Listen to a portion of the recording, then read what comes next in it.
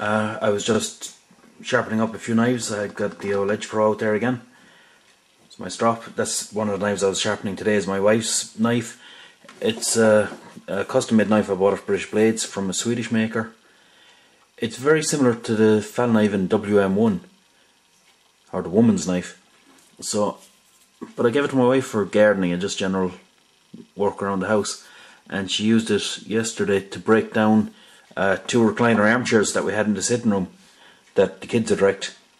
So she chopped it to bits with that.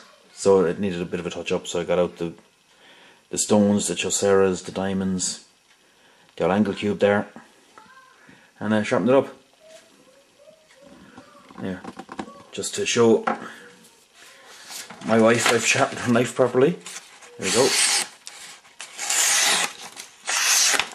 Okay, what I wanted to do besides that, I'll leave that there, is make another couple of videos showing a couple of knives that I have in my collection, especially since I turned 40 lately. Yay me, still alive.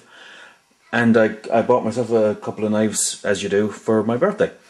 Anyway, this is not one of my birthday knives. This is an old Endura stainless steel, all stainless steel.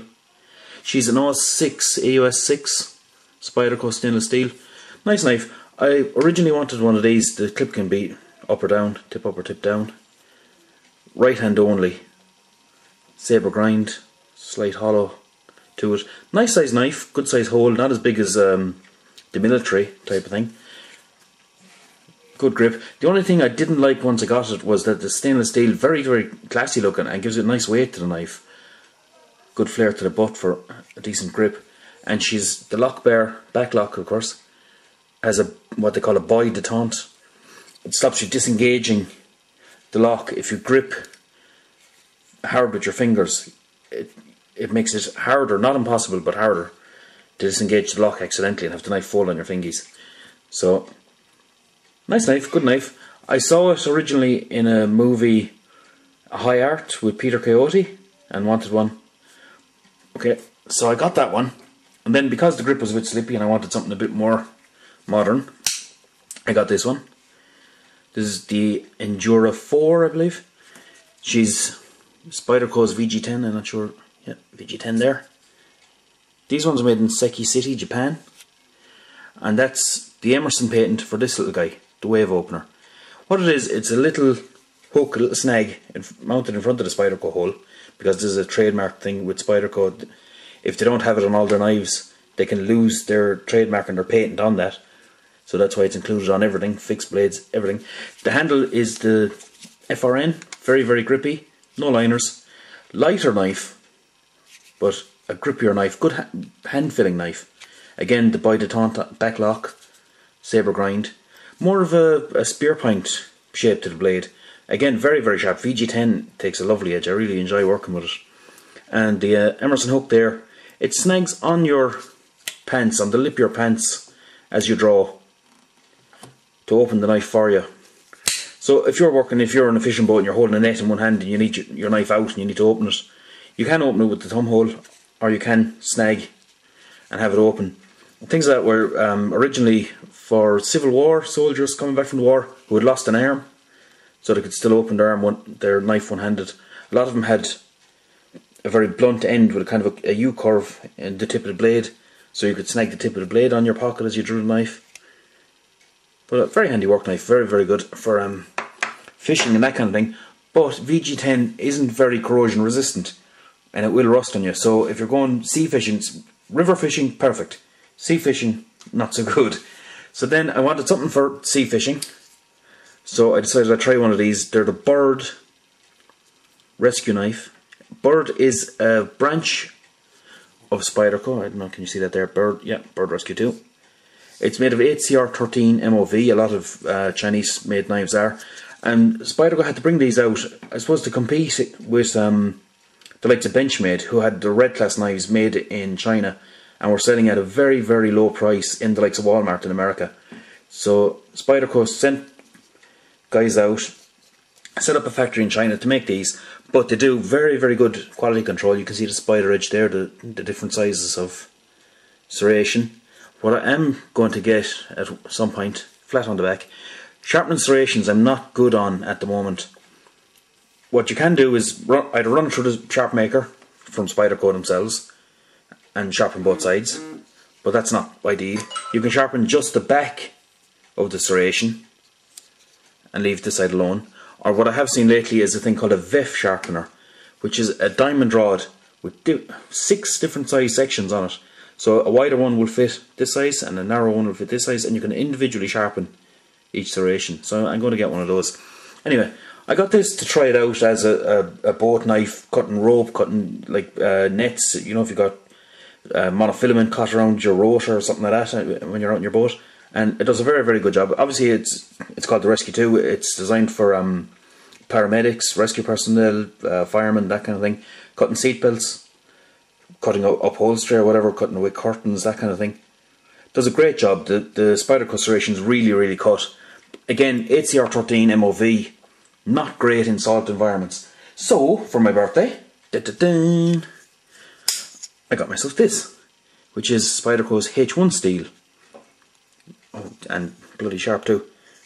Okay, there's the Spiderbug. Again, FRN handle, sorry. Spyderco H1. Made in Seki City, Japan. Serrated on from one side only. Blunt tip, so you don't drop it through the bottom of your dinghy or pierce your inflatable boat. Mess up your rib. Okay, by detente, back lock again. Very, very strong. Bit of jimping on the back of the spider hole here for better grip in the old sabre grind, hammer grip. Plenty handle on the Endura. I like it a bit better than the Delica size because I have monkey hands, so it gives you a lot of real estate to hang on to. Reversible clip, goes both left or right handed. But the real star of the show here is the H1 steel. This is a precipitation hardened steel apparently, but what they do is they replace the carbon that's usually used to harden the steel with nitrogen. So this thing cannot rust. It can't rust. Salt water, doesn't matter. There's nothing in the steel to react with the salt and the oxygen to make rust. It just can't do it. You have the Spyderco serrations, very, very aggressive serrations, very, very sharp. Nearly cut myself there handling it a second ago. Very good for opening packages. You know those plastic clamshell packaging? Get the little tip, the little snaggle tooth there into the clamshell. Zip. Open plastic packets, cutting rope, cutting fibrous materials, seatbelts, cutting up armchairs, all that. Very, very good. Nice size knife. But apparently cannot rust. Also, Sal Glesser was on British Blades and he was saying they put these serrations on the Catra cutting machine. It's a cut testing machine. And because this steel is precipitation hardened and it work hardens, so if this was made with just a straight edge, it'd be hard. It comes from the factory hardened. They don't heat treat or anything like that. It's not that type of steel. The act of cutting serrations into the steel is a second working process, and that work hardens the tips of these even more. So where the straight edge one might be 58 Rockwell, this one could be 60, 61 on the teeth. So they're very, very hard. I hope I never have to sharpen the bleeding thing. But it cuts like a demon. That in mind, and this knife is a bit of a knife I've wanted for a long time and couldn't really justify, but I turned 40, so I treated myself. This is the Spyderco Jumpmaster. This was designed for the Jumpmasters at Fort Benning for the military. Again, H1 steel, does not rust. Spyderco H1. She's made in Seki City, Japan. And there's the Jumpmaster logo engraved on it. Again, the hole is a trademark. Straight edge, kind of a Warncliffe type edge. Very, very slim in the handle. Very slim, and when it's fitted in its sheet, it fits very close to the body and there's nothing sticking out to get snagged on stuff. Very, very nice knife if you want a good dive knife. If you want like a rescue knife, it's a big beast of a knife. But this thing will cut and cut and cut, it just will not stop. The sheet is a hard plastic. I don't think it's Kraton, or not Kraton, Kydex. It's some sort of thermoplastic. Okay, you have a small belt loop there, but it comes with these two straps.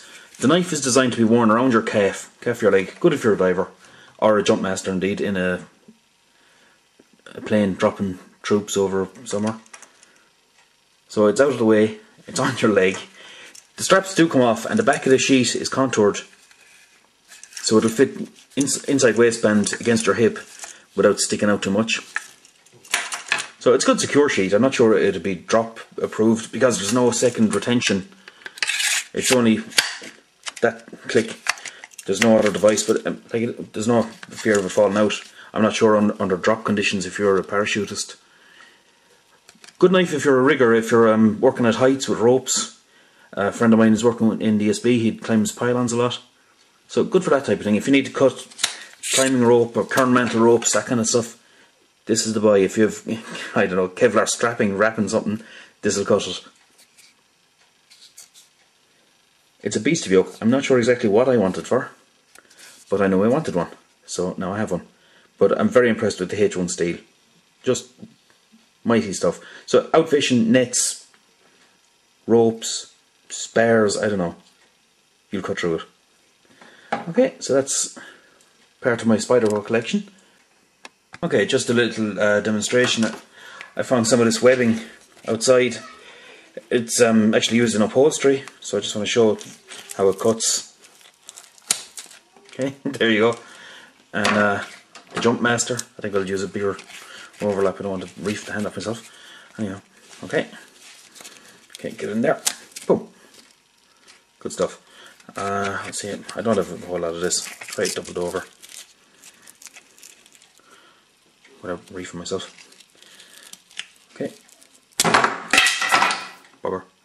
Anyway, that, I don't know, you can see the demonstrations on YouTube. Sal cutting miles and miles of hemp rope and stuff.